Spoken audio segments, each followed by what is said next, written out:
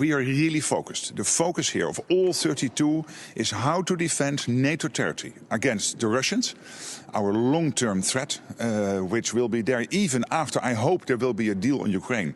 The Russian threat will be there for many years to come.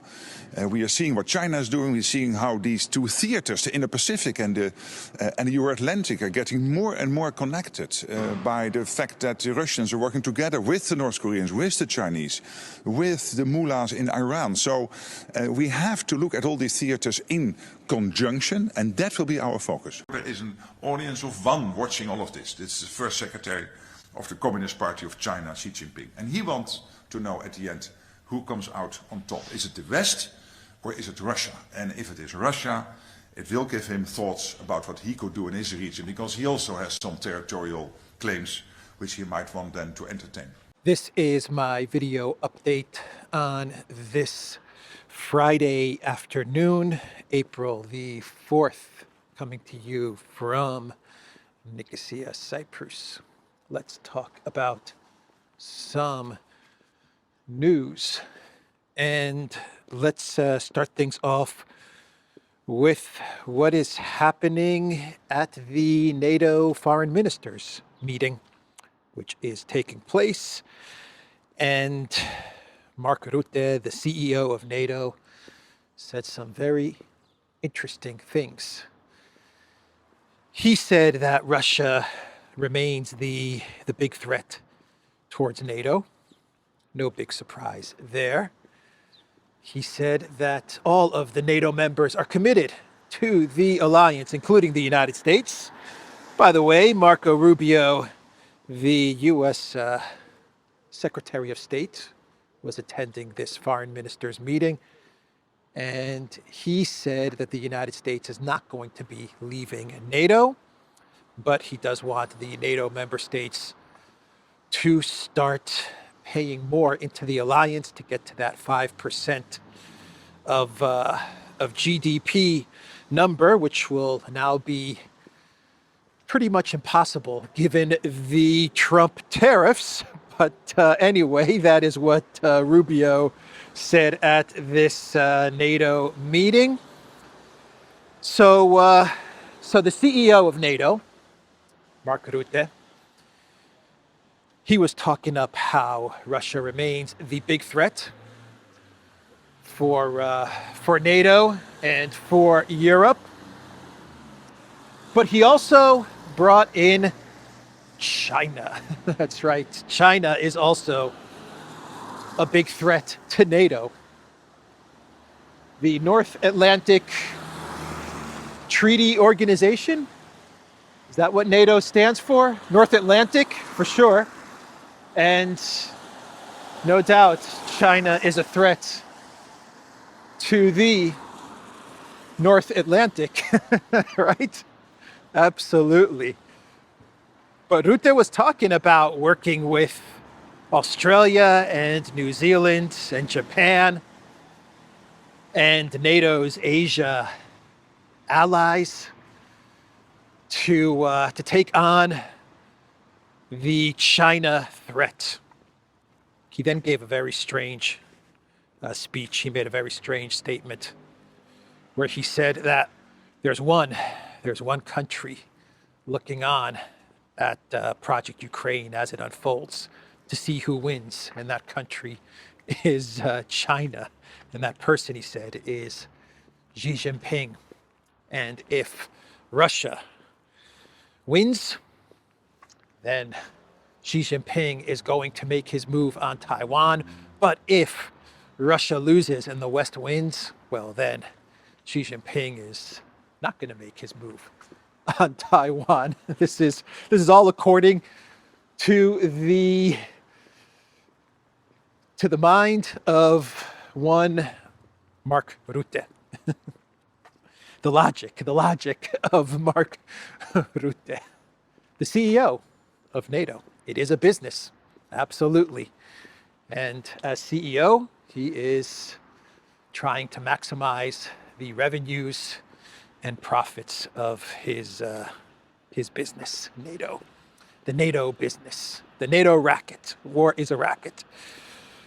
So that's the meeting in I believe it's in Brussels, the NATO headquarters.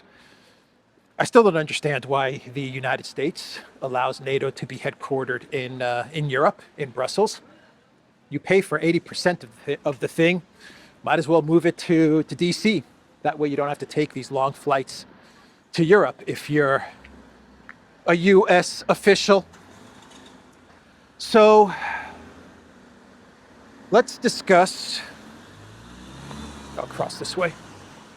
Let's discuss the DC trip of Dmitriev, who is Russia's business envoy for the US-Russia negotiations, and he is the head of the investment fund, I guess is what it's called, for Russia, the foreign investment organization for Russia. And he still is in the United States. He met with Witkoff and other US officials. Actually, NBC News is reporting that Dmitriev also met with Lindsey Graham. You heard that right. He met with Lindsey Graham and another US senator. I forgot the other guy's name. But this was on the orders of President Trump towards Lindsey Graham to meet with Dmitriev while he was in the United States. That is a very interesting piece of news. Why would Dmitriev, the head of the investment organization for Russia, meet with chief neocon Lindsey Graham? Someone who is on, actually Lindsey Graham is on Russia's sanctions or banned list, so he's not allowed to travel to the Russian Federation. He is a very big Russia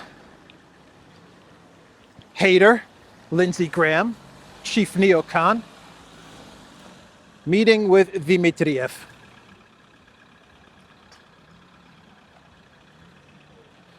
I imagine they're talking about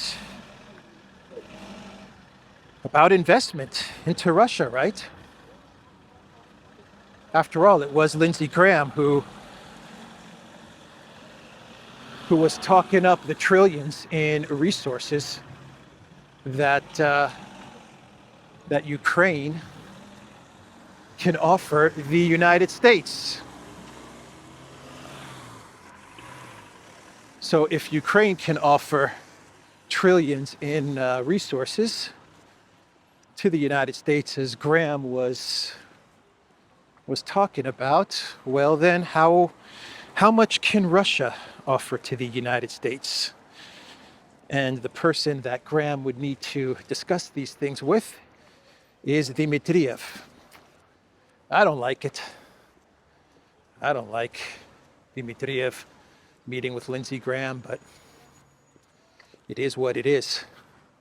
I guess if you're Trump, you're trying to find a way to bring the neocons on side. If you're Trump, that's one thing that you probably want to do in order to make the normalization of ties between the USA and Russia a bit smoother. And if you're going to start with the neocon, I guess you start with the chief neocon, Lindsey Graham, and try to bring him on side. Anyway, Dmitriev, he did meet with Witkoff, and he actually made the media rounds. He spoke to Fox News, to Bret Baier. He spoke with, I believe, with Jake Tapper on CNN. And he he said some interesting stuff. Dmitriev clarified that he is the investment guy and he's not involved in the political negotiations. So he was very clear about that as he was talking about a possible deal between the US and Russia. He was very clear to point out that he's involved in investment and business negotiations and not diplomatic and political negotiations. And he said that the talks in the United States went well. He said that Russia has taken 3 steps forward in talks with the United States because the diplomatic situation between the US and Russia was at its lowest level after the Biden presidency. And so there was a lot of work, and there remains a lot of work that needs to get done, but he struck a very positive tone. 3 steps forward is what he said. He did mention that there are countries that are, people in countries that are trying to derail the normalization of relations between the US and Russia. He also said that it is Russia's aim to normalize relations. And I've been talking about this over several videos, that one of the differences we see between Putin and Trump is that Putin and Russia, they're looking at a normalization of ties between the US and Russia, Ukraine being one of the issues, a big issue that they're trying to work out, but they see it as an overall normalization of ties between the 2 countries, while Trump, at least the Waltz-Kellogg side of the Trump administration, they're focused solely on a ceasefire.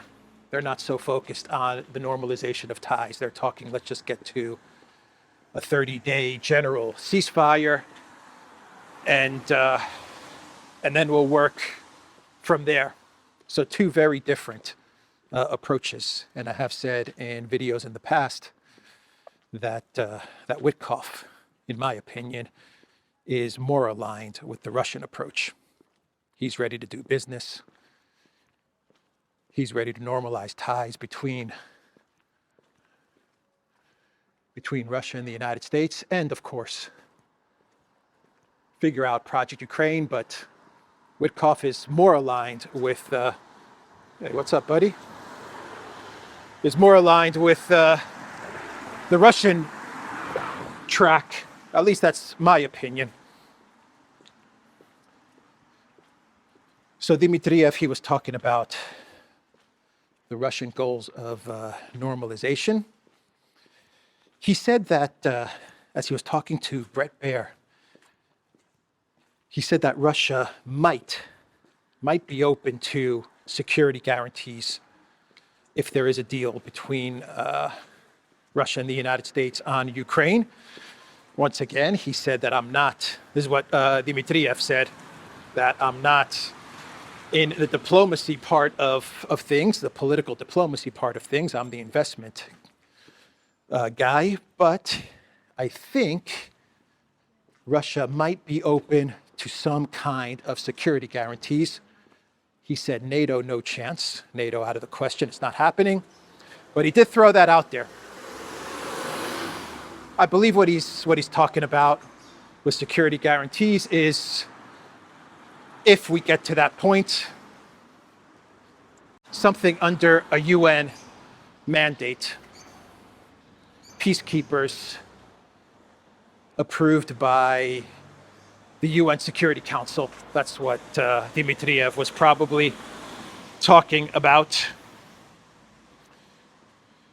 He also said that US businesses are ready to fill the void of European businesses that have left Russia. So he said that as well. Europe is not in the picture.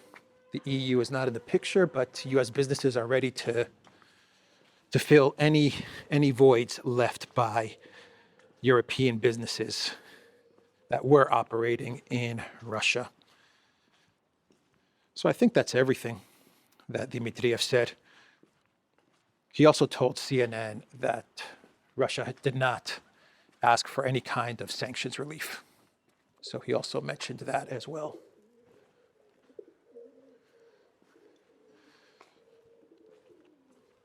So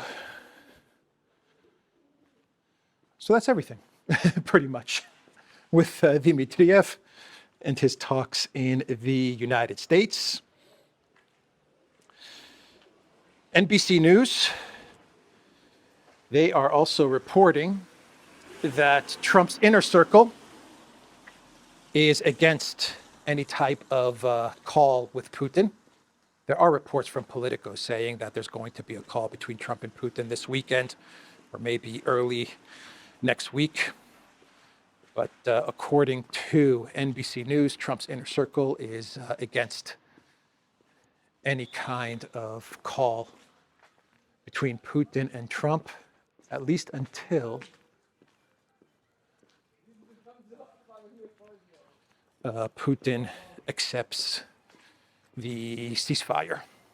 That's what they're saying. Putin has to accept the ceasefire. I imagine NBC News is talking about an unconditional ceasefire.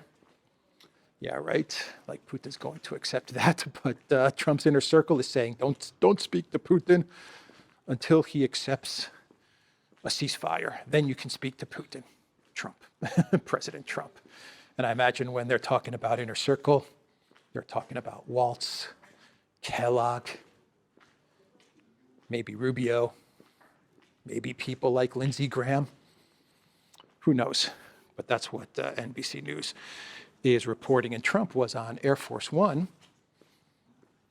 and he was asked about Project Ukraine. Of course he was. And Trump said that both leaders are ready for a deal. Very, very soon, they're ready for a deal, as he has been saying now for the past 2 months or so. Very, very soon, we're going to get a deal. But he did say that both leaders are ready to negotiate. I don't know where he's getting that from, but that is what he said. But the more interesting part of Trump's statement is that he said that Europe has failed in dealing with Putin and with Russia. And he said that I will probably succeed in dealing with Putin.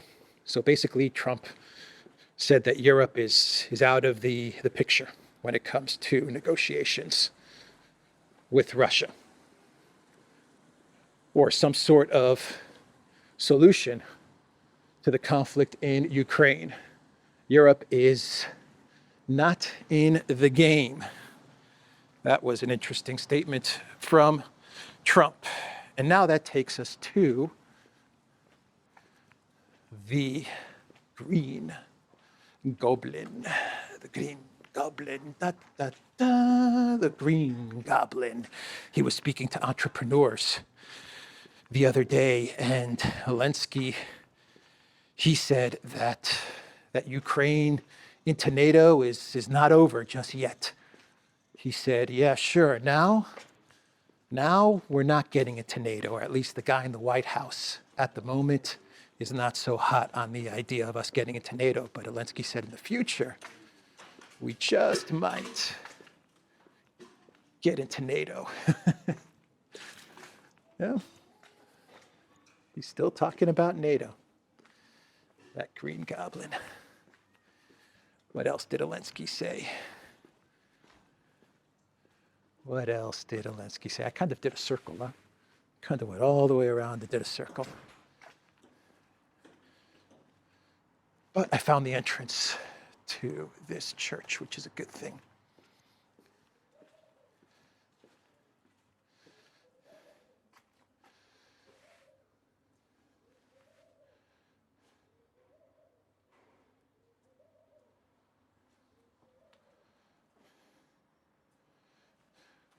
So what else did Zelensky say? Let's see here.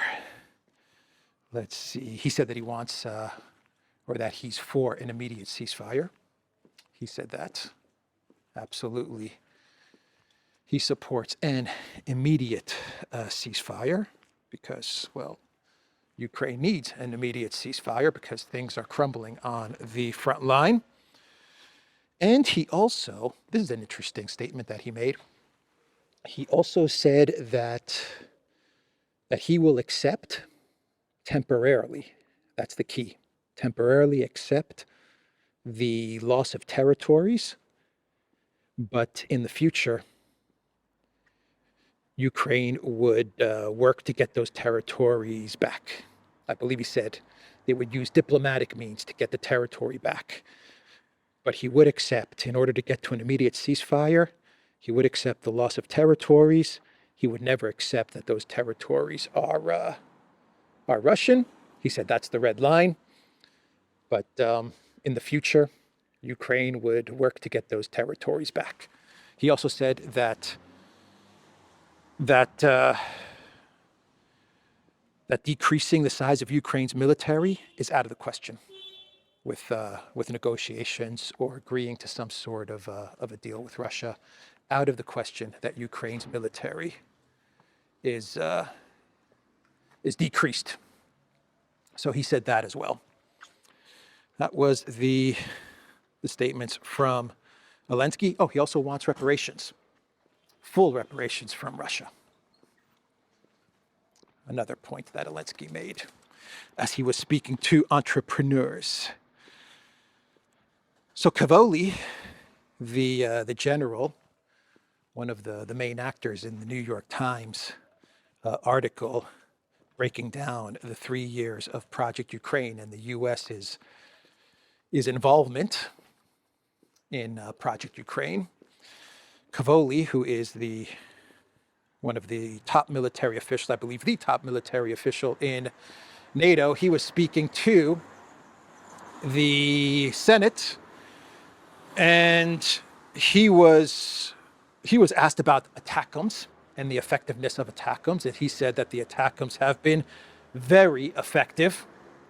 He did not get into any of the details as to why he thought the ATACMS were a wonder weapon. He said that he would tell the senators behind closed doors the information that he has, which proves that the ATACMS were a game-changing wonder weapon. I don't agree with Cavoli. I believe the ATACMS were a dud, but Cavoli thinks otherwise. And then Cavoli said that the Russian military is getting very big. It's getting very, very big, he said. It is making a lot of weapons.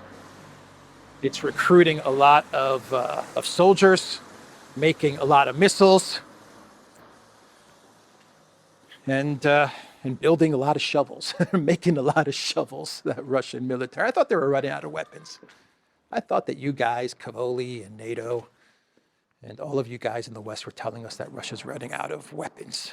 They're running out of people, they're running out of weapons, they're running out of shovels, washing machine ships. Now Cavoli is telling the US Senate that Russia's military is bigger and stronger than ever. Russia replaces equipment at unprecedented pace, builds up forces, NATO's defense official. According to Cavoli's estimates, the Russian armed forces are today larger than it was at the beginning of the special military operation. Plato's Bar and Grill. All right. Presents live jazz jam session.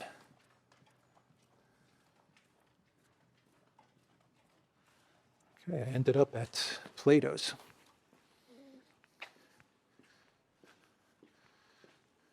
Let's see, how does Plato's look? Plato's looks pretty cool, huh?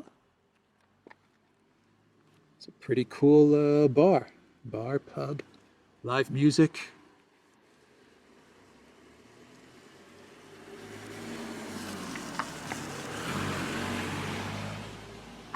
Not much of a sidewalk, as you can see. Not much of a sidewalk at all. Oh boy. So let's continue. Got a lot of news for today. Let's continue. The European Union They are ready to retaliate against the Trump tariffs. Liberation Day, we have gotten the first EU retaliation, which is that they are going to go after X. They're going to go after X. Yep, 1 billion fine for disinformation. That is what the EU is preparing. According to the New York Times, EU prepares major penalties against Elon Musk's X. European regulators are considering fining X more than $1 billion after weighing the risks of further antagonizing Mr. Musk and President Trump. So with the tariffs, what we're going to see is we're going to see some countries not do anything. They're just going to sit back and just let everything kind of play out. Some countries are going to negotiate with the United States, and they may even remove or lessen the tariffs that they have against the United States, and we're going to see other countries retaliate. Or in the case of the European Union, institutions, organizations, globalist organizations in the case of the European Union, because the EU is not a country. So that's what they're going to start out with, is going after X, because X is run by Trump's friend, Musk. And so they figure might as well go after X in order to piss off Trump. That's a good strategy. EU, really good strategy. Anyway, we have that news. China has also announced a retaliation on reciprocal tariffs. China to impose 34% tariff on all U.S. imports starting from April 10. China Customs suspends import license for 6 U.S. companies. And China imposes export controls on selected rare earth. China adds Skydio and 10 other U.S. firms to unreliable entity list. China adds 16 U.S. entities, including High Point Aero Technologies to export control list. This is coming from Sina.com.cn. So we have a Chinese retaliation. It's going to get very bumpy. Things are going to get very bumpy and very difficult over the next couple of years, I believe. If Trump sticks to this tariff policy, then the next couple of years are going to be very, very bumpy. So that's the update on the tariff front.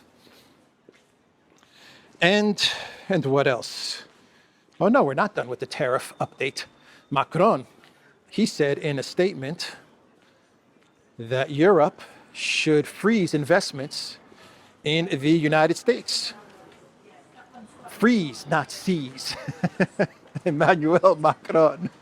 Or is it seize, not freeze? When Ursula says it, it's seize, not freeze. Macron is now saying freeze, not seize.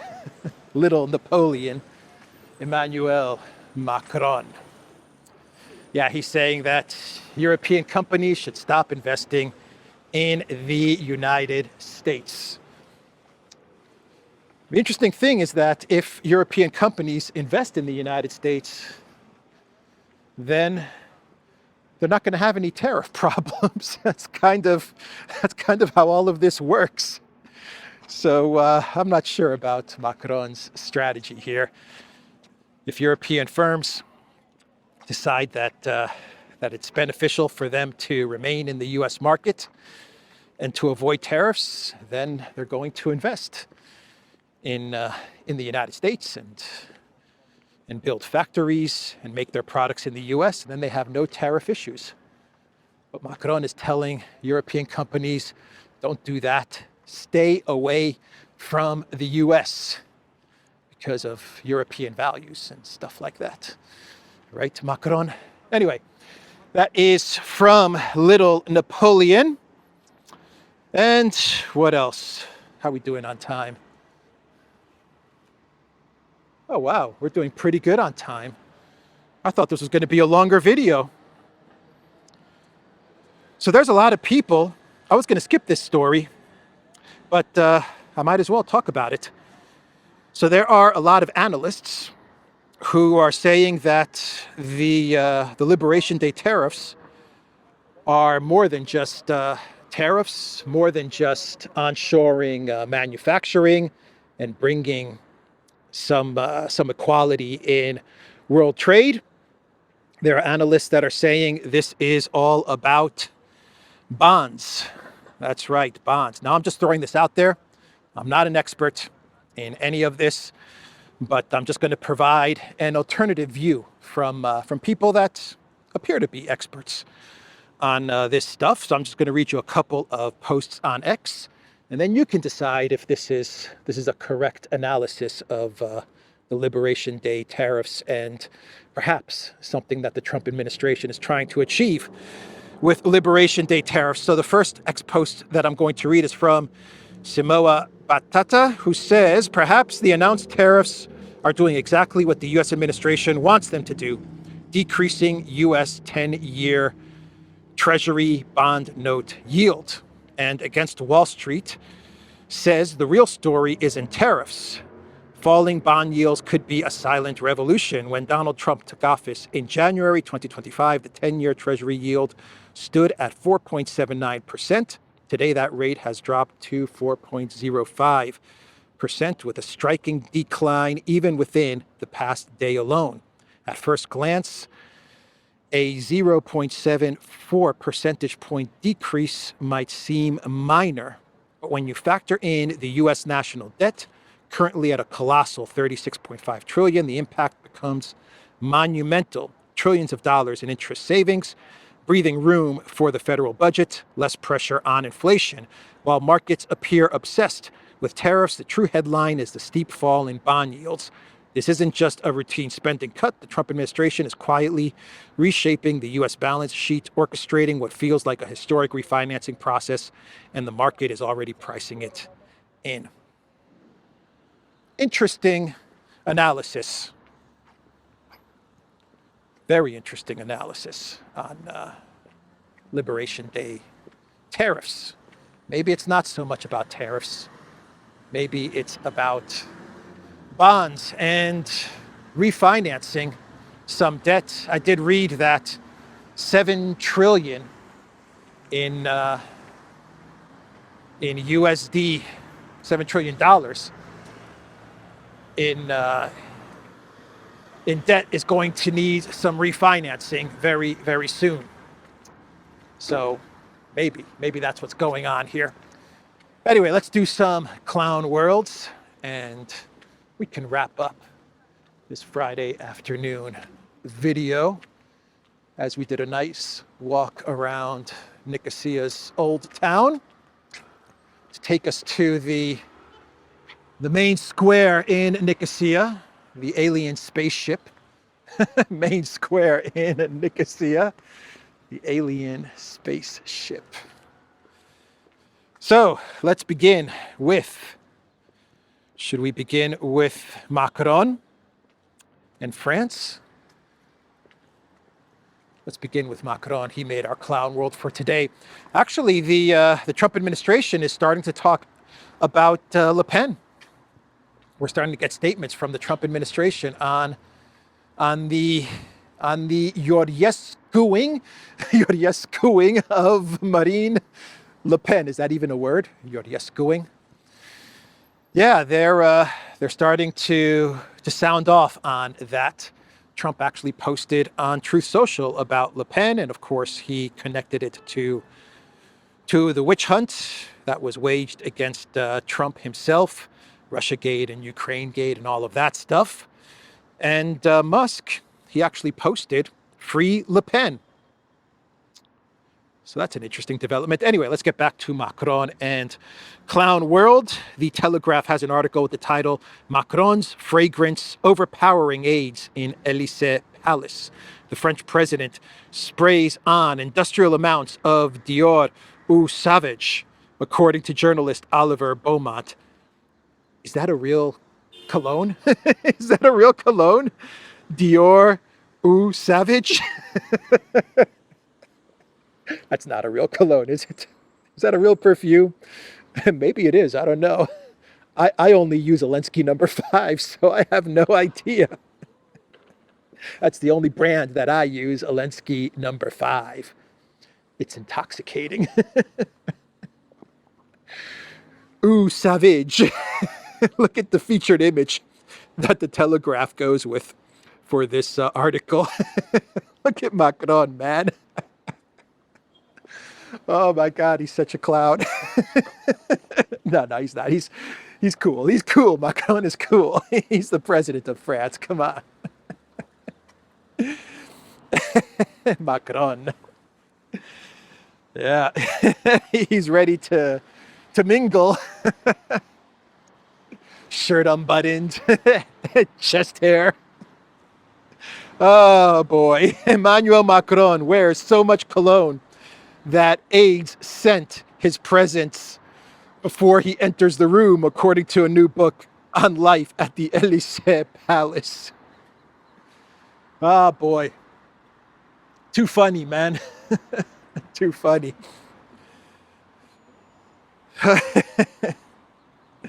I think we can now see the connection between Macron and Zelensky. Zelensky's overwhelmed by Eau Sauvage, Dior's Eau Sauvage, and Macron is overwhelmed by Elensky #5. I think we can see what brings those two together. Why they have such an unbreakable bond, an unbreakable friendship. It's the colognes. All right, next story. The next story is a speech.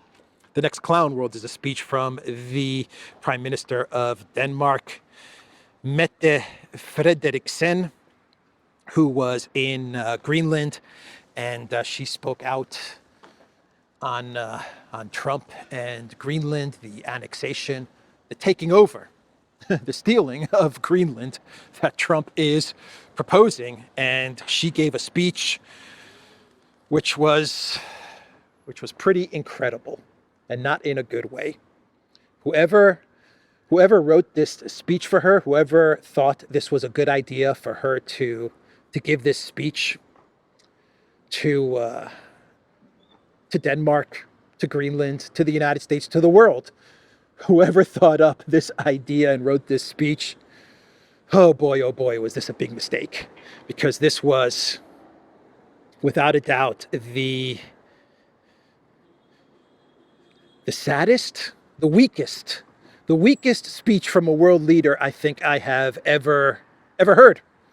I'm going to play parts of the speech. It's about 3 minutes long, but I'll put a link to the X account of Lord Biba so you can watch the entire 3-minute speech. I will just play parts of it.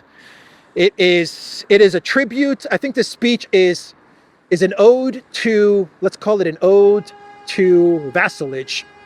An ode to vassalage.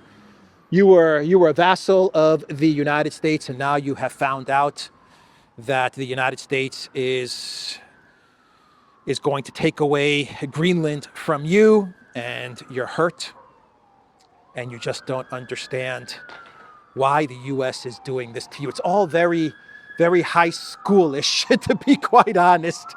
But listen to the speech, and I will end the video there. The Duran.locals.com. We are on Rumble, ODYSEE, BitChute, Telegram, Rockfin, and X.